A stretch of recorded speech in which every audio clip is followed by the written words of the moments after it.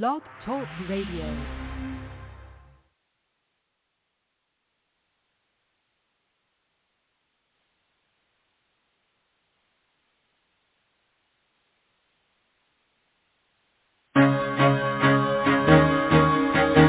Carol the Coach. Sex, love, and relationships. We talk about it here. Carol the Coach. Compassion with contemporary relevance. I am a psychotherapist. I can be your personal life coach, and I can help you with your issues. There are no problems too small or too big. You can talk about anything. Speaker, columnist, radio TV host, and commentator. Carol the Coach brings messages of wellness and empowerment within reach of everyday people every day. Almost 5 years ago, I lost my soulmate in an accident. He was killed in a plane crash. Life just, for me, has seemed to stop. There are groups all over the city. I teach one. It is a specific way to start thinking so that you shift how you see the world, which then shifts your energy, and then you feel better and you actually see things differently. Carol the Coach. Always available, too, at carolthecoach.com. Now, I've got Russell on the line. I'm 47 years old. I'm a truck driver. I am married. I have a wife in San Francisco. Okay. I haven't been home in 6 months. My thing is, I don't know if I have a sex addiction or what the problem is. Why do I want what I can't have? And as soon as I can have it, I don't want it anymore. You're right on target when you say, I don't know if I have a sexual addiction. Well, guess what? Yes, you do. And you know what? That's my specialty, Russell, so you're at the right place. Continue. I meet women online, and I'm in a different part of the country. I travel all 48 states, so I love sex. I hear self-esteem issues. You never felt good enough, and you didn't feel like you were getting what you should have then, and you're reenacting that now. Do you want to change that about yourself? You get what you need. Yeah, you get what you need when you're acting out of control. But when you have a recovery plan that makes it so clear, so honest, so transparent and authentic, you really do get what you need. You get integrity. Hi, I'm Carol the Coach, and I am so happy to be with you. I was just here a couple of days ago.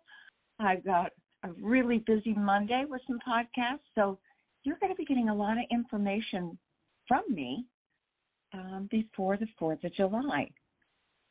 And I think I told you at the end of the last show,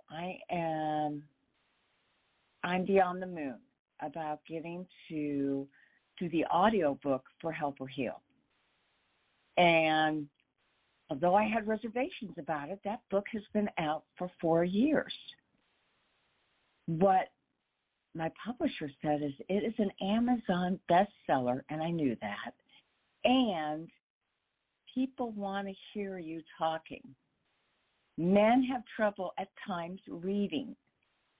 So if they can hear what you're saying, you'll reach more people. And I'm all about reaching more people. So I am so excited. Going to be reading it at the end of July and hope to have it in your hands, the audiobook for Help Her Heal, mid-September. That's one thing I'm doing. And I hope you've heard my audiobook for Help Them Heal. Because the truth is, I have couples that listen to the book, read the book, and do the exercises. There is no doubt that I make you work. And I make you work because this is not an easy problem. This requires laser focus. And when there is laser focus, my gosh, then there is lots and lots and lots of change. And that's what I want to happen. I want lots and lots and lots of change. So I am super excited and uber thrilled for the changes. You know, we understand that not always do you know what you're getting yourself into. But let's face it, now that you know better, you can do better. And that's what life's all about, no matter who it is and no matter what we need from people. More importantly, it's what we need for ourselves. And that's why it's so important to love yourself. And I've got an author coming on who has written a book called Loved Just As I Am. And she's going to be talking about what advice she'd give to people who want to share their own story, but they're fearful. And yet deep down inside, there's that gentle nudge, that tug to share their story.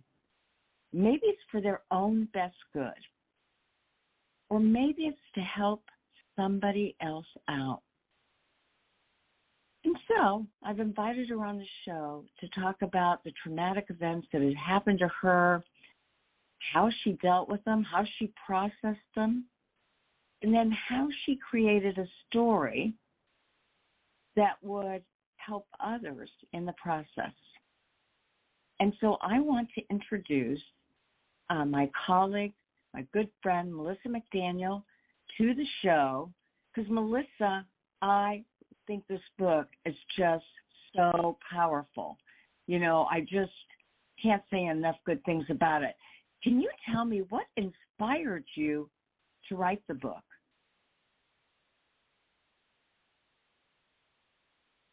And she needs to unmute. And she probably isn't on because it's not 2:15.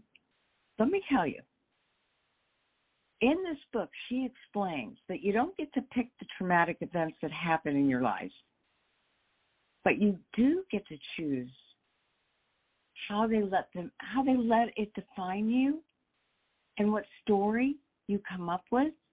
You know, in mindfulness, we always talk about the importance of really being able to know your story and to tell it and to benefit from it. And that's what she did. She decided to write Loved Just As I Am. So, Melissa, welcome to the show. I can't wait to hear what inspired you and how you used it to inspire others. Thank you so much for having me on, Carol, and it's so good to talk with you again. I love our chat. So I just heard you say that if you have a tug or whatever, and I did have that tug. You know, I thought I know that God inspired me to write it. You know, I had actually started it over 20 years ago, and knew that I needed to, and I wanted to, and I felt the desire to. And I finally got it out in 2022. But after I had graduated with my master's degree, my first job was as the Gaston County AVID crisis rape coordinator, so sexual assault. So I was paid through a federal grant, and everyone that I had seen at the time had to have been sexually assaulted.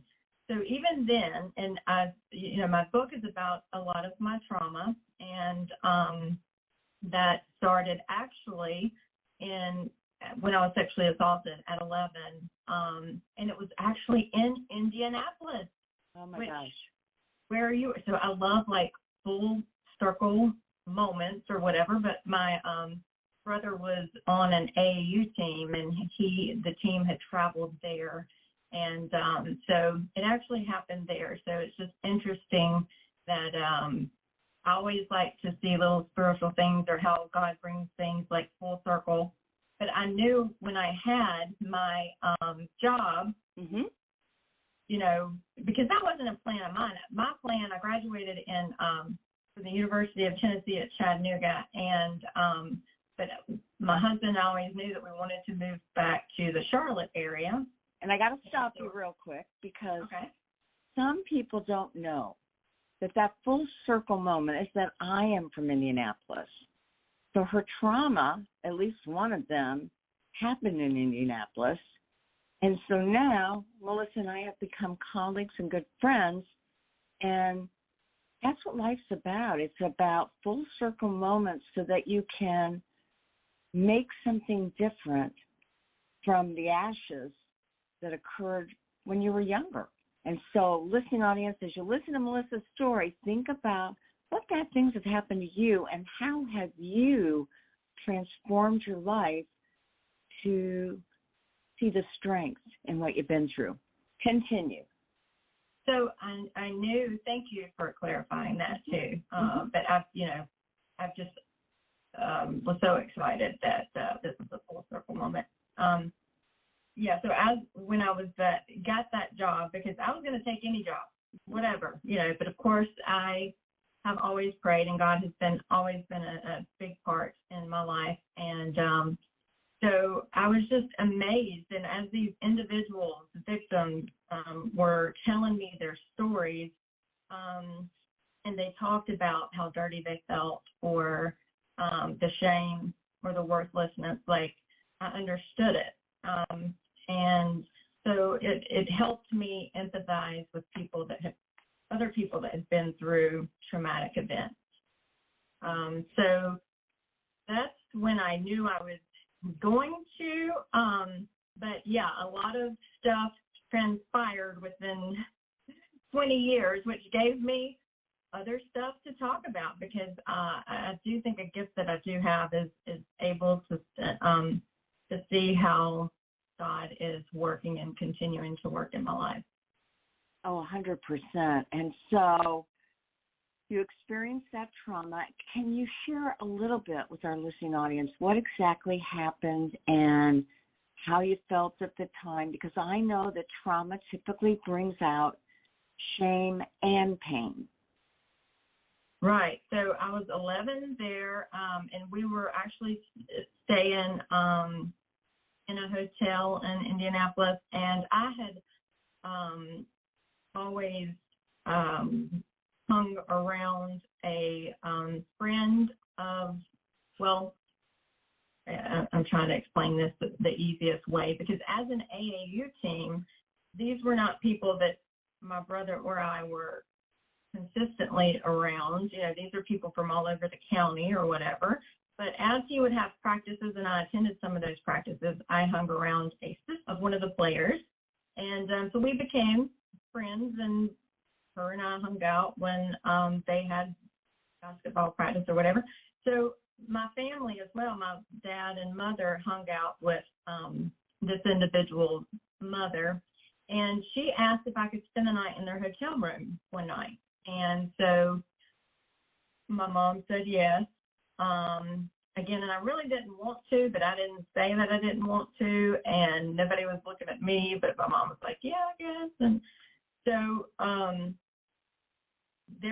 she had a brother and somebody else had stayed, and then the individual that actually offended me wasn't really invited. I don't believe, that's the way I remember it, is that he just kind of stopped by and then saw that all of us were staying, and he stayed. Well, anyway, I had an air mattress, or somebody had an air mattress in the living room, and my friend, her stomach started hurting, and so she left the living room and went to sleep with her mother. And so I was in a room at 11 years old with 3 other 13-year-olds, but only one did something to me. And so anyway, at some point in the night afterwards, I got up, ran out. My plan was to tell my parents what happened. I believed at the time that they were going to know, they were going to be able to see it, and so it was in the middle of the night. I had remember running up the stairs. I went and knocked on the hotel door and praying the whole time that I had the right door and that nobody else was going to harm me on the way there. And my dad answered the door, and you could tell that he was asleep or whatever. It was the middle of the night, and he just looked and said, "Oh, you're homesick. Come in." And I just kind of like froze, and I'm thinking like, you're not going to ask me the question, like, and but he didn't know to ask. But as a victim, you feel like you have like victim like written on your forehead, like everybody can see it. Well, and you said that you froze, and we all know that when you're in that traumatized state and you feel like everybody knows, you're trying to figure out how to proceed, and you either go into flight or freeze, and you were frozen, weren't you? Yes, after I ran out of there and up the stairs. Yes. Okay, so you were in fight and freeze. Yes. All right. And then I fawned because after nobody noticed, I went to the room or whatever, and it was the middle of the night. I ruminated. I went over it, blamed myself, everything that I could have done different. The shame. I remember getting in the shower, just how dirty I felt earlier in the morning. And then, again, it was the championship or their basketball game that day. And so my parents were focused on, the basketball game, which they didn't know not to be, and so they lost that game. And I remember, I don't know if we went home that day or the next day, it was either or, but I replayed it the entire car ride home from, Indianapolis to North Carolina, like what I could have done differently, how did I let the blame, but I also kind of knew then that where I made the decision, I can handle this on my own, which I was 11. Right. And so I didn't tell anybody until a lot later. And no 11-year-old should have to make that decision by themselves, but you realized that you needed to do that. And would you explain to our audience, I said those 3 fight, flight, and freeze responses of the amygdala, but you mentioned fawn. So tell them what is fawn and how did you use that? So fawning is just going along with whatever people were doing or talking about at the time, and so again, my parents and brother were focused on the game. And take a deep breath. I know this is hard for you. I so appreciate you sharing this with our audience. Yeah. And you never know when it's going to hit, Right. But, I remember watching the game, and they were actually, and the guy was playing in the game, and they were cheering for him. Mm-hmm. Yeah. And so you just go on like everything's normal. You go on as if everything's normal, and sometimes an addition to that definition is fawning is being nice to the people who aren't there for you or the people who have hurt you in hopes that there will be no retaliation. Because I know you can't possibly know, but if you had looked at your dad and said, so-and-so hurt me, what do you think he would have done? Well, that was my initial intention when I was running up the stairs and fleeing was to tell. They're going to know, they're going to ask, and but after they didn't, right? And because it was the middle of the night, my dad was asleep, my mom was asleep, my brother was asleep. So then I started thinking, well, if I tell him, my dad, I had seen him lose his temper more than one time, and nothing horrific, but, I had seen anger, and he would always say things like, you let me know if anybody harms you, and I'll take care of it. Well, I didn't know what I'll take care of that meant. Uh-huh. Is he going to go down there and end up in jail? So that was a fear of mine. So once the initial, I didn't tell, you start thinking of other scenarios which you can talk yourself out of it. Right. Of letting anyone know. Okay, so obviously that was at 11, and you had a whole lifetime to try to process this yourself. I want to know, what advice would you give people who are listening to your story who want to read your book, and again, I want to reference, the book is called Loved Just As I Am. And you picked that title for a reason, right? Yes, I did. I was faith and religion are important in my community and then in my family, and I was saved at 8. And that was, I remember details about that day, and it was a beautiful day, and I can remember how I felt inside. And so, you know, even the lyrics or hymn of Love Just As I Am, basically, you know, he loves us as we are right now. There's nothing we can do to earn it. And, you know, the transformation happens afterwards. But, you know, as loved as I felt that day, as life goes on, you know, and you feel beat down or fit in ways, you don't feel as loved, but we should. Or we could, but we don't a lot. Yeah, again, when trauma happens, especially when you're a child, it feels like there was a reason for the trauma, like you did something wrong. And I don't know that if that was your personal experience, but so many kids that have been sexually abused say, I don't know what I did to deserve that.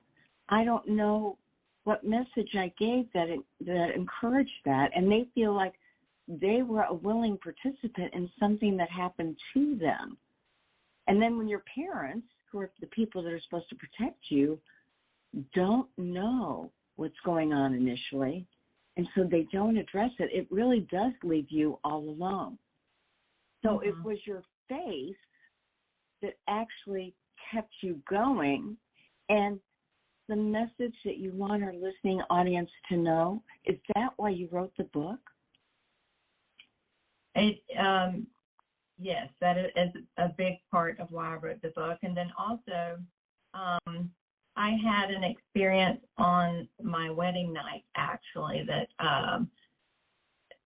I feel that it was a divine connection.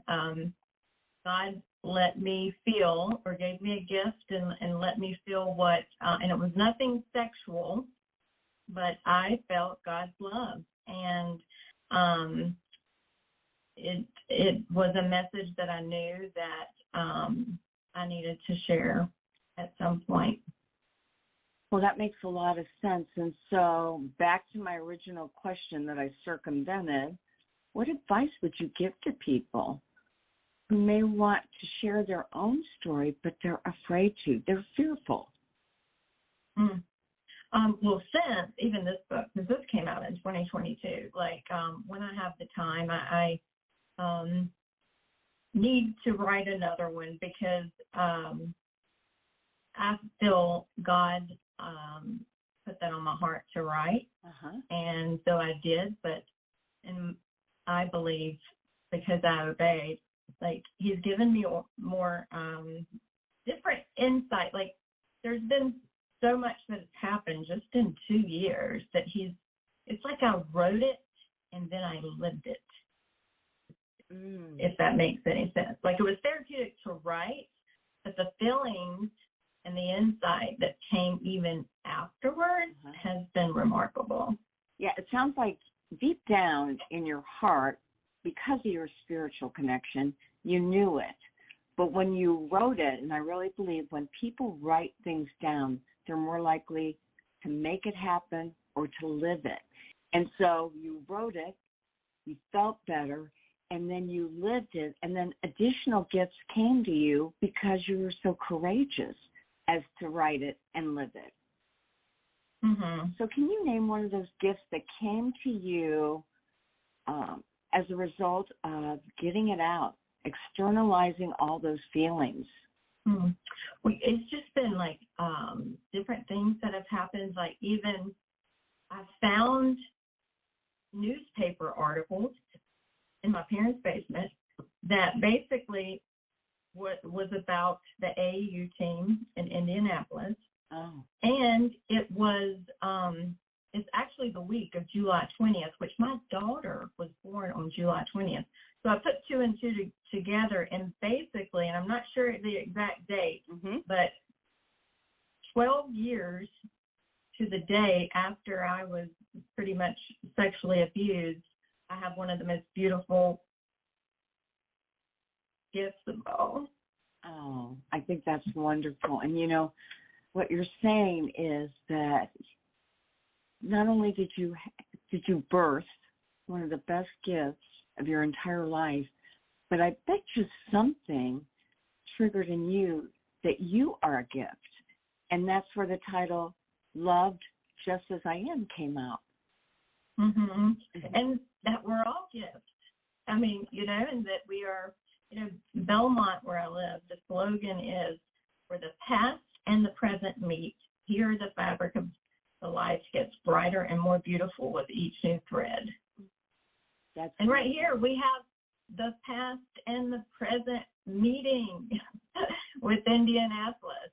So, absolutely. Now, it's interesting. First of all, this book took how long to write? How long did it take to get it out of you?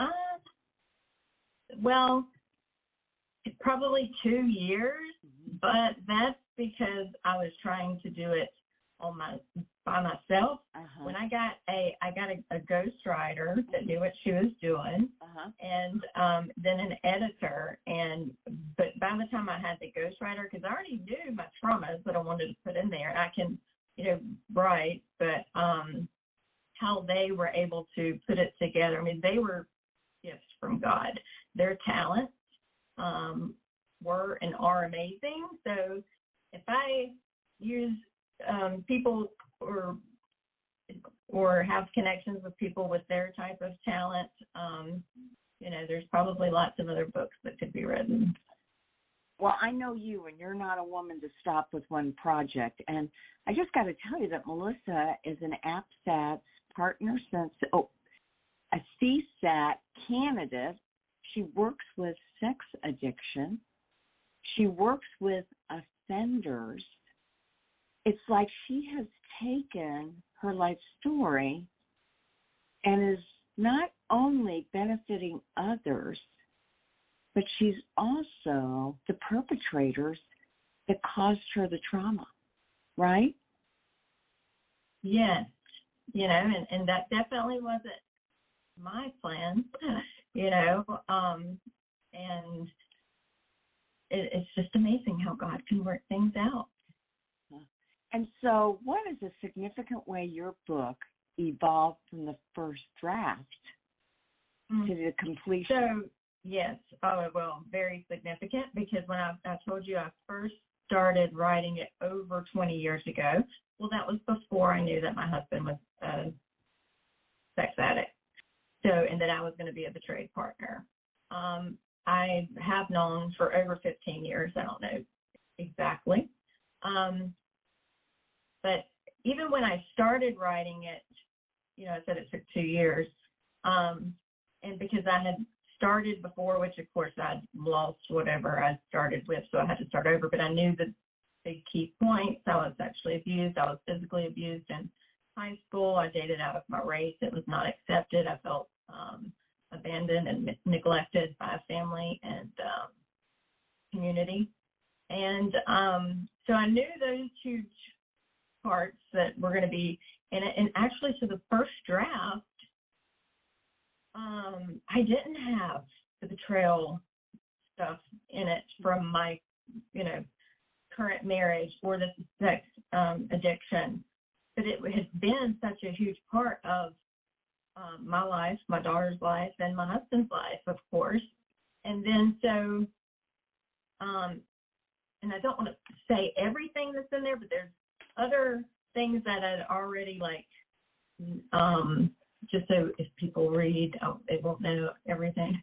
Right. But that I had made the decision, or God had led me to say, yes, you need to put that in there, even though it was completely embarrassing. And, you know, that I felt I was going to be probably judged for putting that in there. So it was all on, like, past kind of, not too much on the current stuff. which was the addiction, and then race, because my husband is Black and then my daughter is biracial. And I am not a race expert. So me talking about race, and I'm not, I feel like I know that I have spiritual gifts. We don't have our own gifts, but because I'm not, have education in theology or anything, I didn't feel like an expert. So race and God were kind of things that I was trying to not talk as much about. But then I was aware, those are the most interesting parts, of the story. Mm-hmm. So those were included more. And then my husband and I made the decision that the sex addiction and betrayal, a piece of that, and again, because you work in the sex addiction area as well, that is a piece. There's plenty of books that I could write on what we have been through and how difficult that it has been. So there's only a glimpse of that, but that wasn't going to be in that book. And then I thought, it has to be, because how am I going to be transparent if I'm leaving that out? But my fear was that I could possibly lose my business, in private practice. If people know that about me and that I'm saying I work with sexual behaviors, but I was willing to do that if that was going to be the case, which was fearful. Yeah, well, it sounds like there was that inner wisdom and perhaps God nudging you that you had to tell your story to heal, to really, truly heal. And mm-hmm. when you externalize what has happened to you, you're able to put it into perspective, but more importantly, you're able to go over to post-traumatic growth and see all the strength that was inside of you. And mm-hmm. there are clearly a lot of strengths. Can you share with our listening audience some of the things that you're proud of that have to do specifically with you? I'm proud that I have been in private practice for 19 years. Mm-hmm. I'm proud of the amount of people that have allowed me and let me work with them. I have clients that I've known since the doors open. They that now they're married and have their own baby. And they may only come like once or twice a year, but I'm proud that I'm able to have those therapeutic connections and help other people through their trauma in a non-judgmental way. Mm-hmm. I get it. So now, when that book was done, how did you celebrate? So it wasn't supposed to be done until July 12th, and I think it was uploaded into Amazon KDP on June 24th or the 25th. But it so happened that my daughter and I had already had a trip planned to Jamaica. So the day that it actually landed on Amazon, my daughter and I were headed to Jamaica. And that's one of our favorite places. And so that was really nice. I bet. What a way to celebrate. Mm-hmm. And are you saying that your daughter's birthday, July 12th? 20th. So you were 8 days before her birthday, heading to Jamaica, having finished the book, and I think you felt so free and so liberated, so healed. I mean, we all know that trauma is always there.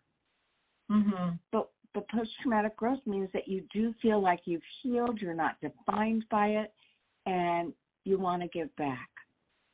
Right. So then was your CSAT journey, and again, for our listening audience, that is a certified sex addictions therapist. Was your CSAT journey part of the healing?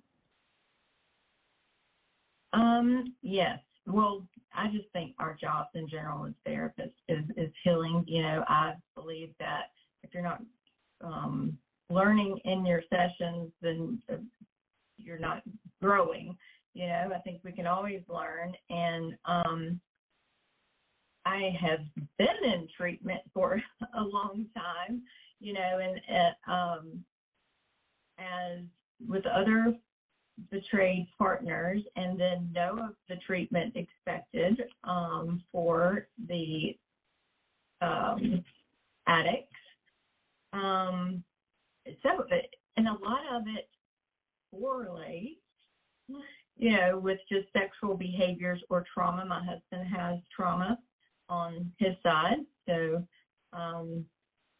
my daughter is aware of that. We both had, you know, different attachment bonds or issues before we even met. Right. So, yes, I guess I've seen more addicts in my practice that were coming in like for sexual behaviors or whatever. So I was like, you know what, let me just go ahead and get this certification. And I really do love all of the ATAP information. It's trainings, because a lot of it too is healing, you know, looking, introspective work, a lot of introspective work. Yes, well, I believe that. And so now, first of all, how can they get your book? Where can they go? Sounds like Amazon is one place. Amazon and Ingram Spark. Okay. It is on there, yes. So those two places. Okay, and do you have a website? I do. It is shepherdwaycounseling.org. Mm-hmm. And I got to ask you, I mean, your story sounds like a movie. And if you were going to pick out people that would appropriately play the parts in your story, who would you pick?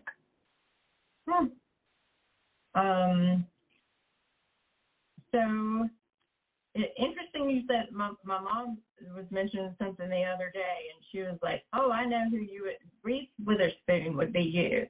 I could see that because of, and what a compliment, you know, because she would do a good accent. However, I love Ellen Pompeo, Meredith Grey. Mm-hmm.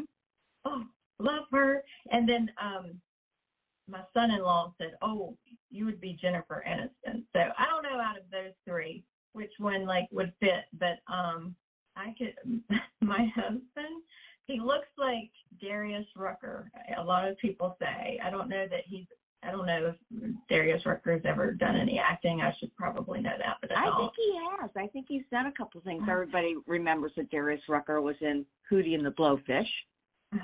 But then him and my husband and son-in-law now, because my daughter is married now, a lot's happened in 2 years, and I'm a grandmother. My grandson is 2 months old, but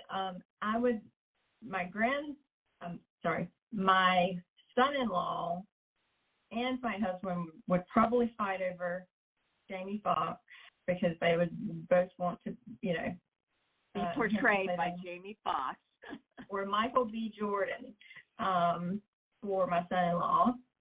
And my daughter, I asked her specifically, you know, a couple weeks, and she said Greta on Golia or something. I think it's a Canadian actress. I'm not sure. Greta something. Well, you know, it's interesting. You're saying this out loud, and when you say something, when you see something, when you write something, you're much more likely to make it happen. And so I would put together that screenplay, and I would submit it and just pray with God that God take it where it needs to go. And I just want to tell you a little bit about Melissa McDaniel. You know, she is a national certified counselor, and she's a licensed clinical mental health therapist. And she is a candidate. I mean, she's going through her training for certified sex addiction therapy.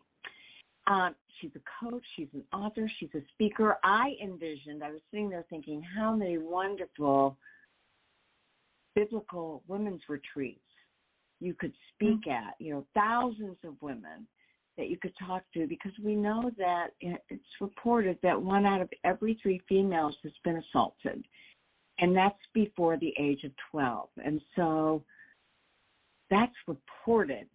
I believe it's even higher than that. You know, Melissa has been working for over 19 years.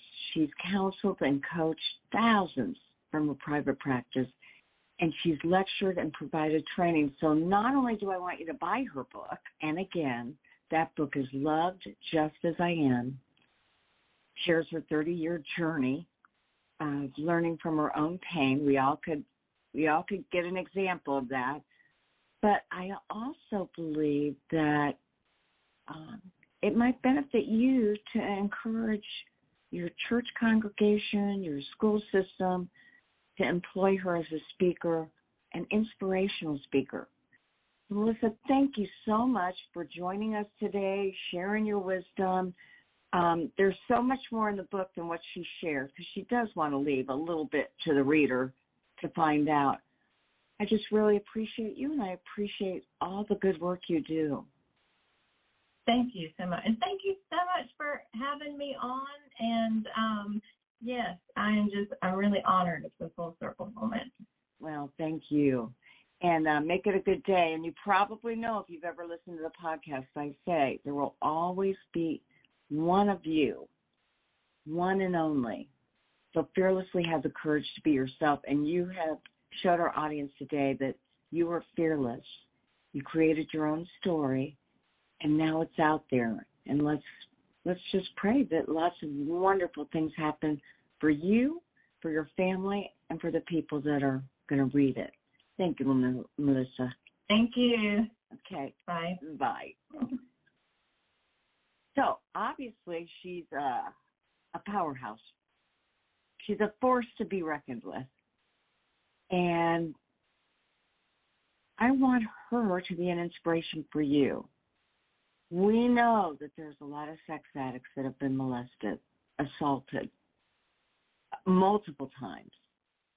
And we know there are a lot of partners that have had complex post-traumatic stress from much, much, much abuse in their lives. And out of all that suffering comes transformation and a legacy to give back. So we'll see you Monday for another woman's inspirational story.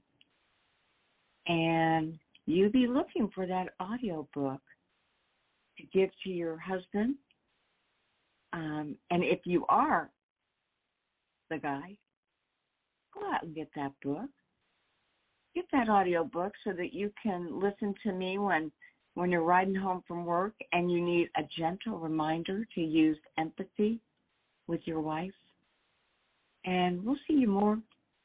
And later on for Sex Help with Carol the Coach. Now you make it a great day.